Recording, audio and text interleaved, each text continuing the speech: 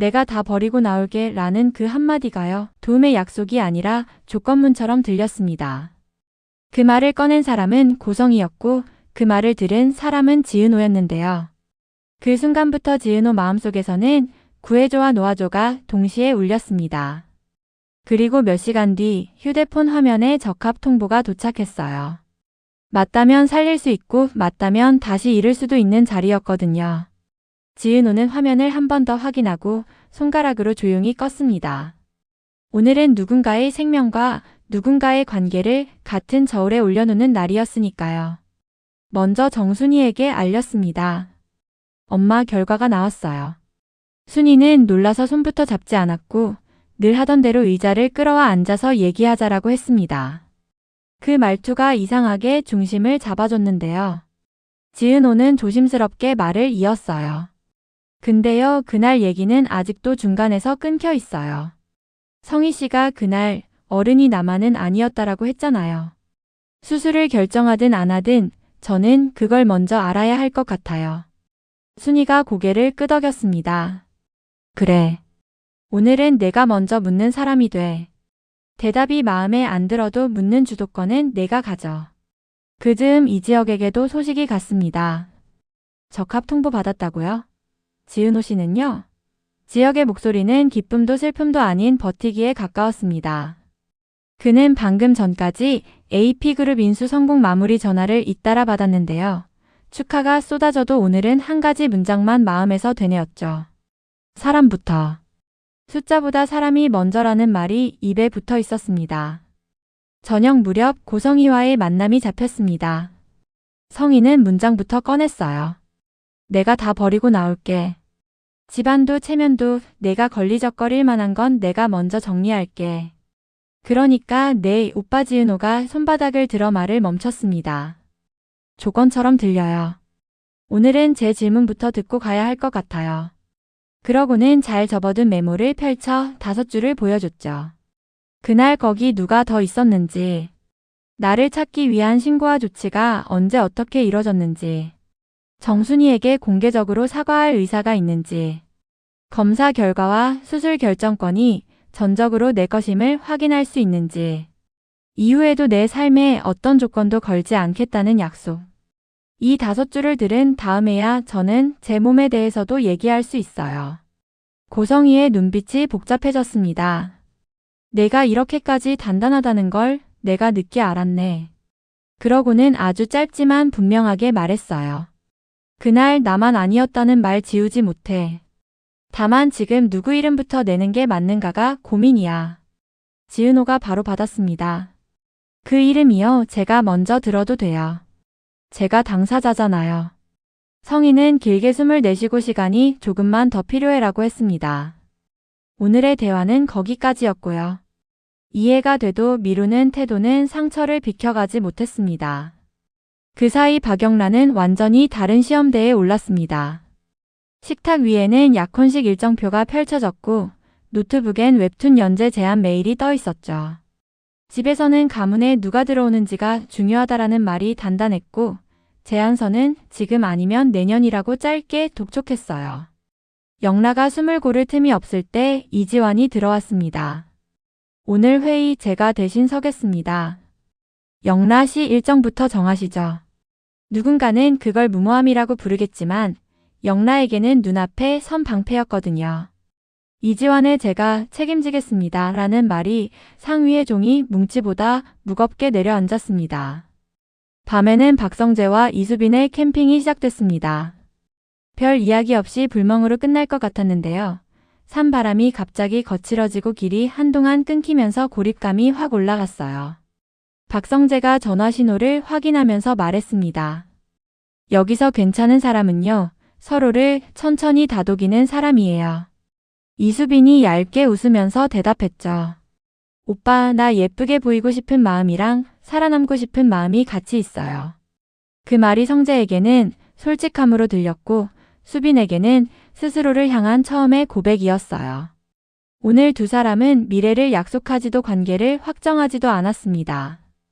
대신 지금의 속도를 맞추는 법을 배웠고 그게 둘 다에게 남았습니다.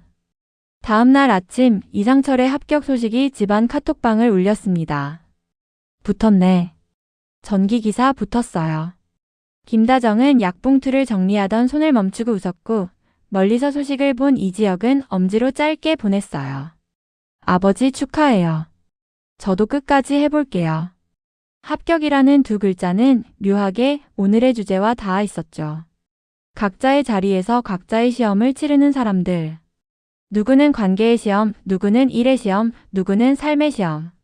오전에는 기록을 확인하러 갔습니다. 지은호가 전화로 맡겨둔 민원 조회를 함께 들으면서 정순이는 옆에서 묵묵히 메모를 받아 적었어요.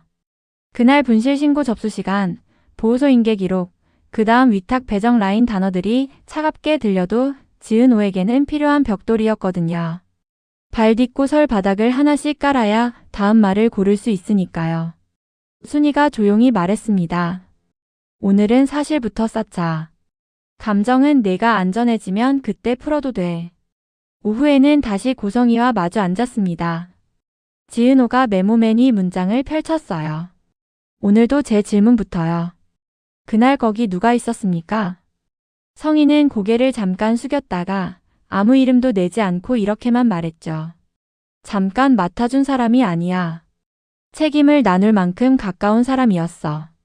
그 한 줄은 단서였고 동시에 유해였어요. 지은호는 더 묻지 않고 메모지 아래칸에 작은 동그라미를 하나 더 그렸습니다. 오늘은 확답이 아니라 기준을 세우는 날이라는 걸 스스로에게 상기하려고요. 해질 무렵 약속대로 이지혁이 병원 근처로 왔습니다. 종이봉투를 내밀며 웃었어요.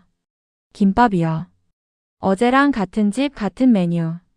지은호가 봉투를 받으며 말했습니다. 오늘은 같은 것이 좋네요. 같은 자리, 같은 말, 같은 마음. 그러고는 마음속 문장을 꺼냈죠. 수술은요, 제 시간표로 할게요. 조건은 두 가지예요. 사실 확인과 사과의 주체. 정순이 엄마에게 곧장 사과하는 것도 포함이고 그날의 이름을 제가 먼저 듣는 것도 포함이에요. 그 다음에 제 몸 얘기하겠습니다. 이지혁은 대답 대신 옆에 앉는 시간으로 그 말을 지지했습니다. 어떤 선택이든 같이 들을 사람이 있다는 건 큰 힘이거든요.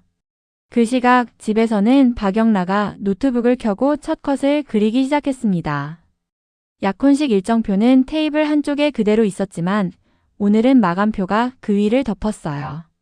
이지환이 조용히 물을 한 잔 건네면서 말했습니다. 해보자고요. 오늘은 작품 먼저. 영라가 짧게 답했죠. 고마워요. 그 한마디로 오늘 하루의 균형이 맞춰졌습니다. 밤이 깊어가자 박성재는 이수빈에게 메시지를 보냈습니다. 무사히 내려갔지? 이수빈이 응. 나 오늘은 좀 달라졌어라고 보냈고 성재는 더 묻지 않았습니다. 오늘의 수빈은 보여주려는 사람이 아니라 살아내는 사람에 가까웠으니까요. 그게 내일의 대답을 더 차분하게 만들 거라는 걸 성재도 알고 있었어요. 마지막으로 지은호는 메모장 두 줄을 다시 읽었습니다. 누가 더 있었나? 왜 그때는 없었나? 그리고 맨 아래에 세 번째 줄을 보탰습니다. 수술은 내 시간표. 조건은 내 손. 작게 한 줄을 더 적었죠. 사람부터. 이건 며칠째 이지혁이 입에 올리던 문장이었는데 오늘은 지은호 마음의 문장으로 자리를 옮겼습니다. 새벽 가까운 시각 휴대폰을 다시 켜니 적합 통보 메시지가 같은 자리에서 조용히 빛나고 있었어요. 지은호는 화면을 천천히 닫으며 속으로 정리했습니다. 내가 다 버리고 나올게라는 말은요.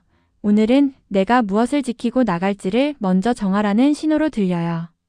그리고 다음날 아침 고성이와 다시 마주 앉으면 이렇게 말할 겁니다. 그날 이름부터 주세요. 그 다음에요. 제 결정을 드리겠습니다.